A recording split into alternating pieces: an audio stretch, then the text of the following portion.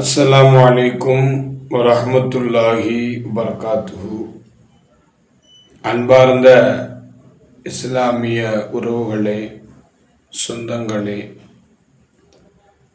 நண்பர்களே, வாலிபர்களே, பெரியோர்களே, தாய்மார்களே, உங்கள் அனைவர்கள் மீதும் அல்லாஹ்வினுடைய அருளும் அன்பும் என்றென்றும் நின்று நிலவட்டும் ஆகுக. சாந்தியும் சமாதானமும் ஈருலகத் தலைவர் முஹம்மது நபி ஸல்லல்லாஹு அலைஹி வஸல்லம் அவர்கள் மீதும், அவர்களின் அடியுற்றி வாழ்ந்த உத்தம சத்திய சஹாபாக்கள், தாபீன்கள், குறிப்பாக இந்த உம்மத்தினர்கள் அனைவர்கள் மீதும் என்றென்றும் நின்று நிலட்டுமாக. அன்பானவர்களே, ஒரு முக்கியமான ஒரு பதிவு செய்வதற்காக வேண்டிதான் இந்த காணொளி. ஏனென்று சொன்னால், இன்னைக்கு எல்லா மக்களும் ஒரு குழப்பமான சூழ்நிலையில் இருக்கிறார்கள் என்பது மட்டும் உறுதியாக நாம் சொல்ல முடியும். குழப்பம் அல்லது நெருக்கடி என்று வருகின்ற பொழுது, இந்த நேரத்தில் தான் நாம் நிதானத்தை கையாள வேண்டும். ஏன்னா இதுவும் முக்கியமானது. இந்த குழப்பமான நேரத்தில் அல்லது நெருக்கடியான ஒரு பொசிஷனில் நாம் என்ன செய்யணும்? நிதானமாக இருக்கணும், பொறுமையாக இருக்கணும், விவேகத்தோடு செயல்படணும். இது ரொம்ப முக்கியமானது. பொதுவாகவே இந்த உலகத்தில் ஒரு மிகப்பெரிய அளவில் மாற்றங்கள் ஏற்பட வேண்டும் என்று சொன்னால், முதலில் நாம் எல்லோரும் ஒற்றுமையாக செயல்பட வேண்டும். ஒற்றுமைக்கு தான் ஒரு மிகப்பெரிய வலிமை இருக்கு. ஒற்றுமையோடு இருக்கின்ற பொழுதுதான் நம்ம எதிர்நோக்கி வரக்கூடிய எந்த ஒரு விஷயத்தை நம்ம என்ன செஞ்சிடலாம்? தவிடுபொடியாக்கலாம், அதை எதிர்த்து நிற்கலாம். குறிப்பாக பாசிச ஆட்சி என்ன செய்யலாம்? அதை அப்படியே அடியோடு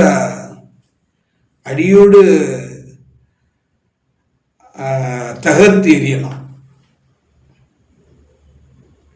நல்லா பாதுகாக்கணும். இன்னைக்கு உலகத்தில் படித்தவர்கள், படிக்காதவர்கள், பாமர மக்கள் எல்லோரும் ஒரு இக்கட்டான ஒரு சூழ்நிலையில் இருக்கிறார்கள் என்பதை நாம் என்ன செய்யலாம்? தெளிவாக புரிந்து கொள்ளலாம். வடநாட்டில் ஆரம்பித்த அவருடைய அந்த செயல், வடநாட்டில் அவர்கள் செய்த அநியாயங்கள் கொஞ்ச நஞ்சமல்ல. அதனுடைய ஊடுருவல் இன்னைக்கு தமிழகத்தில் வந்துவிட்டது என்று சொன்னாலும் ஆச்சரியப்படுவதற்கு ஒன்றுமில்லை. அங்கு ஆரம்பித்த அவருடைய கைவரிசை இன்று தமிழகத்திலும் அது வந்துவிட்டது என்பதுதான் நாம் இன்னும் விழிப்புணர்வோடு இல்லை என்பதை அது உறுதிப்படுத்துது.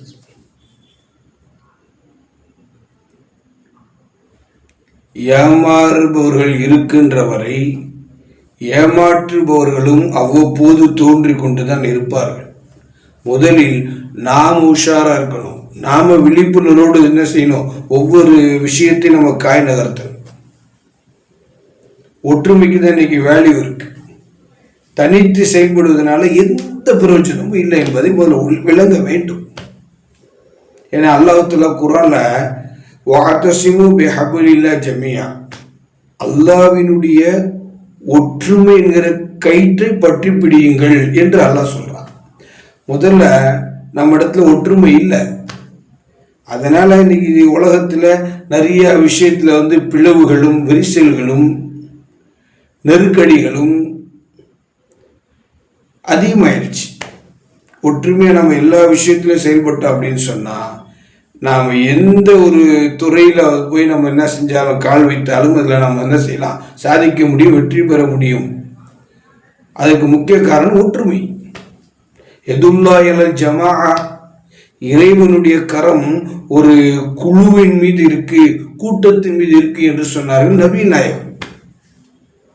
இன்னைக்கு மக்கள் ஒரு விஷயத்துல குழம்பி போயிருக்கிறாங்க அப்படின்னா அது என்ன தெரியுமா?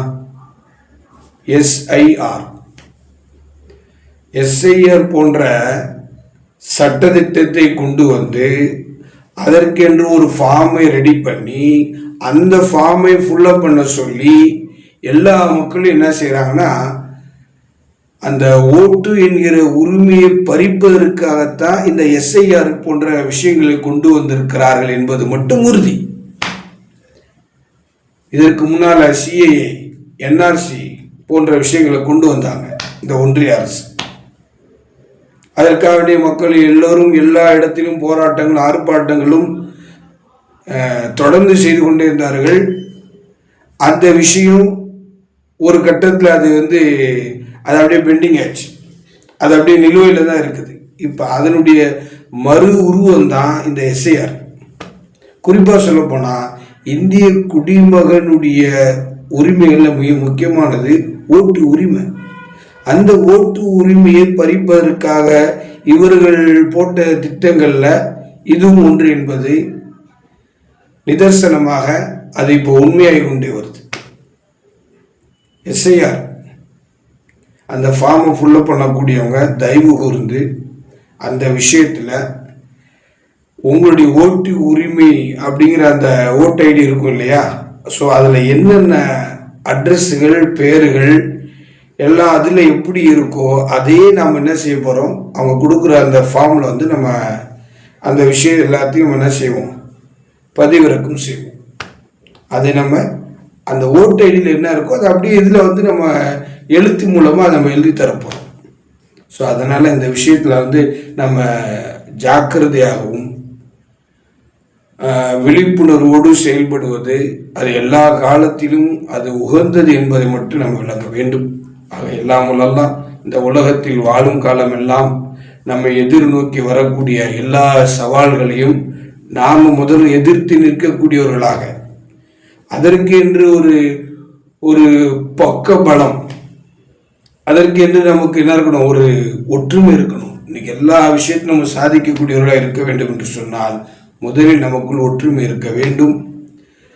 தனித்து செல்வதனால யாருக்கும் எந்த பிரயோஜனம் இல்லை என்பதை உணர்ந்து எல்லா காலத்திலும் ஜமாத்தோடு ஒற்றுமையோடு செயல்படக்கூடியவர்களாக நம்ம எதிர்நோக்கி என்னென்ன சட்டத்திட்டங்களை இந்த ஒன்றிய அரசு கொண்டு வந்தாலும் அவைகள் அனைத்தும் தவிடுபுடியல் ஆக்குவதற்குண்டான வலிமையும் அதற்குண்டான ஒரு திறனையும் எல்லாம் அல்லாஹ் நம் எல்லோருக்கும் எல்லா காலத்திலும் தந்து வரக்கூடிய இந்த சட்டமன்ற அந்த தேர்தல் எல்லா வகையிலும் என்ன செய்யணும், அது சிறப்பான முறையில் நடைபெறணும்.